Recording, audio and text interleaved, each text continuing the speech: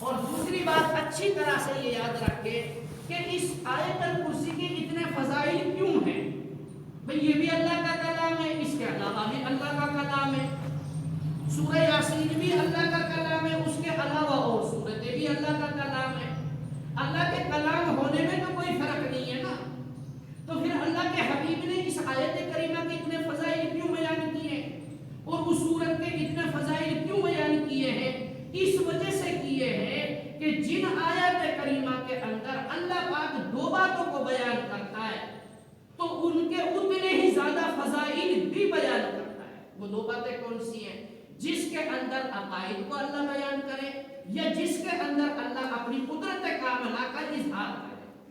ان دو کی وجہ سے قرآن کی ان آیات اور ان سورتوں کی فضیلت کے اعتبار سے تخصیص ہوتی ہے کہ جن آیات کے اندر، جن سورتوں کے اندر اللہ پاک عقائد کو بیان کرے تو اس کی عظمت کچھ اور ہوتی ہے، جس سورت کے اندر اللہ اپنی قدرت کاملہ کا اظہار کرے اس کی عظمت کچھ اور ہوتی ہے، جس آیت کریمہ کے اندر اللہ پاک عقائد کو بیان کرے یا اپنی قدرت کاملہ کو بیان کرے تو اس آیت کی شان ہی الگ ہوتی ہے۔ یعنی کہ اس کی فضیلت بھی اس وجہ سے ہے کہ اللہ پاک نے اس آیت کے اندر عقائد کو بیان کیا ہے، قدرت کاملہ کو بیان کیا ہے۔ سورہ یاسین کی فضیلت بھی اس وجہ سے ہے کہ اللہ پاک نے اس کے اندر عقائد کو بھی بیان کیا ہے اور اپنی قدرت کو بھی بیان کیا ہے۔ اب کیا ہے؟ اب عقائد کے اعتبار سے اب یہ عقائد آپ کو یاد رکھنے ہیں اور تھوڑے تھوڑے میں بتاؤں گا عقائد یاد رکھنے ہیں۔ کیوں؟ اس لیے کہ اصل انسان کی جو کامیابی کی بنیاد ہے وہ عقائد پر ہے، اعمال کا دوسرا نمبر ہے۔ اور کتنی بار میں نے آپ سے کہا ہے کہ یعنی کہ اگر کسی آدمی کے نامہ اعمال میں ایک بھی نیکی نہ ہو اور یہ عقائد آدمی کے ٹھیک ہیں تو وہ جنت میں جائے گا۔ اب گناہ اعمال کی سزا بھگت کے جنت میں جائے، لیکن جنت میں جائے گا، یہ جنتی آدمی جس کے یعنی کہ نامہ اعمال میں ایک بھی نیکی نہیں ہے لیکن عقائد ٹھیک ہے، یہ پھر بھی جنت میں جائے گا۔ اور اگر کسی کے نامہ اعمال میں ایک بھی گناہ نہیں ہے، نیکیوں سے بھرا ہوا ہے اور عقائد میں سے ایک بھی عقیدہ اگر خراب ہے تو وہ جنت میں نہیں جائے گا، وہ ہمیشہ جہنم ہی میں رہے گا، یہ جہنم ہی ہے۔ تو عقائد کی اتنی بڑی اہمیت ہے۔ اب اللہ پاک نے یہ سورت جو میں نے سورہ عصر پڑھی ہے، اسے اگر کسی کے یاد نہ ہو تو کوشش کریں کہ اس سورت کو یاد کریں، بہت بڑی نہیں ہے، جتنی بڑی قل هو اللہ احد ہے اتنی بڑی ہے، لیکن یہ بہت جامع آیت ہے، بہت جامع ہے۔ امام شافعی رحمۃ اللہ علیہ نے لکھا ہے اگر اللہ پاک انسان کی ہدایت اور رہنمائی کے لیے، انسان کی ہدایت اور رہنمائی کے لیے اللہ پورے قرآن کو نازل نہ کرتا، صرف اسی ایک سورت کو نازل کر دیتا تو انسان کی نجات کے لیے جو ہے کہ یہ سورت کافی تھی۔ اب یہ کیسے ہے جامع؟ میں اپنی زبان میں ترجمہ اس کا کرتا ہوں۔ یعنی اللہ پاک نے فرمایا وَالْعَصْرِ إِنَّ الْإِنسَانَ لَفِي خُسْرٍ، یعنی قسم ہے زمانے کی، قسم ہے زمانے کی، یعنی وہی انسان کامیاب ہوگا جو قرآن کے ترجمے میں لفظی لکھا رہتا ہے، وہ ترجمہ میں نہیں کر رہا ہوں، یعنی بالکل اپنی زبان میں آسان ترجمہ، لیکن اس کے خلاف نہیں ہے، اس کے بالکل مطابق ہے۔ تو کیا ہے؟ قسم ہے زمانے کی، وہی انسان جو ہے کہ کامیاب ہوگا۔ پہلی بات کامیابی کی کیا ہے کہ اس کے عقیدے ٹھیک ہونا چاہیے، پہلی بات۔ اللہ پاک نے قسم کھائی ہے، قسم کھانے کے بعد میں جو انسان کی کامیابی اور نجات کی جس پر بنیاد ہے پہلے اس کا نام لیا، آمن سے مراد عقائد، کہ وہی انسان کامیاب ہوگا جس کے عقیدے ٹھیک ہوں۔ دوسری بات کیا ہے کہ یعنی کہ وہ انسان کامیاب ہوگا جس کے اعمال سنت کے مطابق ہوں، سنت کے مطابق۔ اب سنت کیا، اب یہ خیر موضوع لمبا ہے، سنت بھی میں بتاتا آپ کو کہ سنت کسے کہتے ہیں. یعنی کہ سنت کے تھوڑے سے معنی یاد رکھ لے کہ وہ کام امتی کرے جو کام نبی کریم صلی اللہ علیہ وسلم نے کیا ہے، اور اتنا اس طریقے سے کرے جس طریقے سے نبی کریم صلی اللہ علیہ وسلم نے کیا ہے، اور اتنا ہی کرے جتنا نبی کریم صلی اللہ علیہ وسلم نے کیا ہے، اور اسی وقت میں کرے جس وقت میں نبی کریم صلی اللہ علیہ وسلم نے کیا ہے، اور اسی جگہ کے اندر کرے جس جگہ کے اندر نبی کریم صلی اللہ علیہ وسلم نے کیا ہے.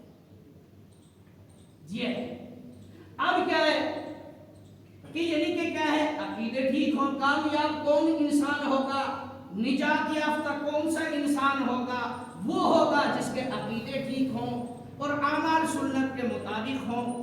اب تیسری بات ہے وتواصوا بالحق. وتواصوا بالحق کا مطلب کیا ہے؟ وتواصوا بالحق کا مطلب یہ ہے کہ ان صحیح عقیدوں کی اور ان اعمال صالحہ کی دعوت بھی دیتا ہو، یعنی کہ عقیدہ بھی ٹھیک ہو اور اعمال بھی سنت کے مطابق ہوں، پھر صحیح عقیدے اور نیک عمل کی دعوت بھی دیتا رہو. وتواصوا بالحق کا مطلب یہ ہے یعنی صحیح عقیدے کی دعوت اور جو ہے کہ نیک اعمال کی دعوت بھی دیتا ہو. 3 بات ہو گئی. چوتھی بات کیا ہے کہ یعنی کہ جب اس دعوت پر کوئی شیطان کا دوست اگر کوئی اعتراض کرے یا جو ہے کہ لعن طعن کرے یا کوئی پریشانی ویسی آئے اس دعوت کی لائن میں، تو وتواصوا بالصبر، اس مصیبت اور تکلیف پر صبر کرے. اب یہ 4 باتیں، اب آپ اندازہ لگائے کہ یعنی کہ یہ 4 باتیں کتنی جامع ہیں. یعنی سمجھ لو پورے دین، تقویٰ داری، پرہیزگاری، ساری کی ساری چیزوں کو ان 4 باتوں نے گھیر دیا. بھئی جب ہمارے عقیدے بھی ٹھیک ہوں، اعمال بھی ہوں اور سنت کے مطابق بھی ہوں، پھر ان دونوں چیزوں کی ہم دعوت بھی دیتے ہوں، اگر کوئی اس دعوت پر پریشانی آئے اس دعوت کے اوپر صبر کرنے والے بھی ہوں، اب بتائیے بندے کی طرف سے اب بچا ہی کیا ہے؟ سب کچھ تو کر دیا، اس نے سب کچھ کر دیا. اب دوسری بات اس کے وتواصوا بالحق وتواصوا بالصبر کے دوسرا معنی، ایک تو آسان معنی، عام طور سے یہ معنی قرآن کے ترجمے میں لکھا رہتا ہے. دوسرے معنی کیا ہے؟ دوسرا معنی یہ ہے ایک چیز عقائد کے درمیان میں رکاوٹ بنتی ہے اور ایک چیز اعمال کے درمیان میں رکاوٹ بنتی ہے. اب جو عقائد کے درمیان میں جو چیز رکاوٹ بنتی ہے اس چیز کا نام ہے شبہات. جو عقائد کے درمیان میں جو چیز رکاوٹ بنتی ہے، یا آپ یہ کہہ لیں کہ جو چیز عقائد میں خرابی پیدا کرتی ہے اس چیز کا نام ہے شبہات. اور جو چیز اعمال کے اندر رکاوٹ، اعمال کے درمیان میں رکاوٹ بنتی ہے یا اعمال کے اندر خرابی پیدا کرتی ہے اس چیز کا نام ہے شہوات. ایک ہے شبہات، ایک ہے شہوات. شبہات جو ہے کہ عقیدے کے درمیان میں رکاوٹ بنتے اور شہوات یہ اعمال کے درمیان میں. تو یعنی کہ کیا ہے، اللہ پاک نے فرمایا کہ یعنی کہ جب تمہارے عقائد کے درمیان میں جب شبہات رکاوٹ بنے تو وتواصوا بالحق، ان شبہات کا ازالہ کر دو.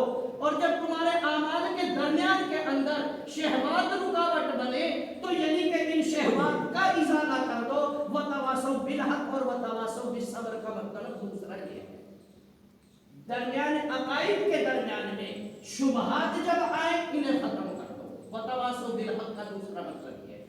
اور جب اعمال کے درمیان میں شہوات آئے تو یعنی کہ وتواصوا بالصبر کا دوسرا مطلب یہ ہے کہ ان شبہات یعنی کہ شہوات کو ختم کر دو. شہوات کا مطلب کیا ہے؟ او بھائی یار مجھے تو وہاں جانا تھا، مجھے تو وہاں دینا تھا، مجھے تو وہاں سے لانا تھا، مجھے تو میری تو نوکری کا مسئلہ ہے، میرے تو گھر کا مسئلہ ہے، کبھی بچوں کا مسئلہ ہے، کبھی بچوں کو چھوڑتا نہیں ہے، کبھی بیوی کو نہیں چھوڑتا ہے، کبھی گھر کو نہیں چھوڑتا. تو یہ سارے کی سارے جو ہے کہ شہوات ہیں. ان شہوات کی وجہ سے آدمی خدا تعالیٰ کی عبادت سے جو ہے کہ دور ہوتا ہے، روگردانی کرتا ہے. تو یعنی کہ کل ملا کر کے کیا ہے، عقائد، اعمال، ان دونوں کی دعوت. اگر کوئی پریشانی آ جائے تو اس پریشانی پریشانی کے اوپر ثابت قدم رہے، ان پر تکالیف اور پریشانیوں سے گھبرائے نہیں جو ان کی دعوت کی وجہ سے سامنے آئے۔ دوسرا مطلب یہ ہے، شبہات کا مطلب کیا ہے؟ اب ایسا کیسے ہو جائے گا؟ جیسے کہتے ہیں نا لوگ، ایک صاحب کہنے لگے جی ہر چیز کی ابتدا ہوتی ہے، تو اللہ کی بھی تو کوئی ابتدا ہوگی نا۔ یہ ہے شبہات۔ اب یہ دیکھیے آدمی کا بیڑا غلط ہو جاتا ہے۔ اب یہ دیکھیے کیا ہے کہ اللہ کی ابتدا اور انتہا ہماری عقل کے اندر اتنی طاقت ہی نہیں ہے کہ ہم اللہ کی ابتدا کا سمجھ سکیں یا جواب دے سکیں۔ اللہ کی ابتدا بھی نہیں ہے، انتہا بھی نہیں۔ میں بتاؤں گا ابھی عقائد جب شروع ہوں گے تو کیا ہے، یہ شبہات ہے، ان کو ختم کر دیا۔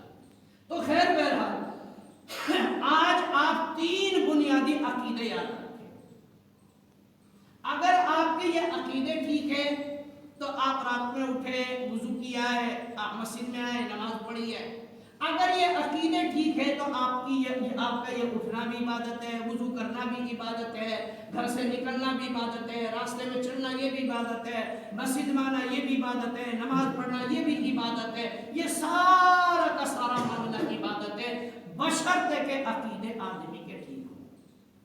اگر عقائد آدمی کے ٹھیک نہیں ہے، یہ اٹھنا بھی عبادت نہیں ہے، وضو کرنا بھی عبادت نہیں ہے، چلنا بھی عبادت نہیں ہے، مسجد میں آنا بھی عبادت نہیں ہے، نماز پڑھنا بھی عبادت نہیں ہے۔ تو پتہ کیا چلا، ان تمام عبادات کی جو بنیاد ہے وہ عقائد پر ہے، عقائد کی بنیاد اعمال پر نہیں ہے۔ یہ دو جملے یاد رکھیں، اعمال کی بنیاد عقیدے پر ہے، عقیدے کی بنیاد اعمال پر نہیں ہے۔ اب اس کی مثال میں نے جو ہے کہ عدد اور صفر سے بھی ایک بار دی تھی۔ اب وہ انشاءاللہ کل مثال سے بات سمجھائی جائے گی کہ عقیدے کی کیا اہمیت ہے اور عمل کی کیا حیثیت ہے۔ تو بنیادی عقیدے جو ہے وہ 3 ہیں۔ ایک ہے عقیدہ توحید۔ بنیادی عقیدے 3 ہیں، جن میں سے پہلے عقیدے کا نام ہے توحید، دوسرے عقیدے کا نام ہے رسالت، اور تیسرے عقیدے کا نام ہے آخرت۔ یہ 3 بنیادی عقیدے۔ اب ان سے عقائد کی فہرست اب آگے چلے گی، لیکن آج صرف یہ 3 عقیدے یاد رکھنے کہ بنیادی عقائدوں میں سے بنیادی جو عقیدے ہیں وہ 3 ہیں۔ پہلے عقیدے کا نام ہے توحید، دوسرے عقیدے کا نام ہے رسالت، تیسرے عقیدے کا نام ہے آخرت۔ تو اللہ تبارک و تعالی ہمیں ان عقائد کو سمجھنے کی اور یاد رکھنے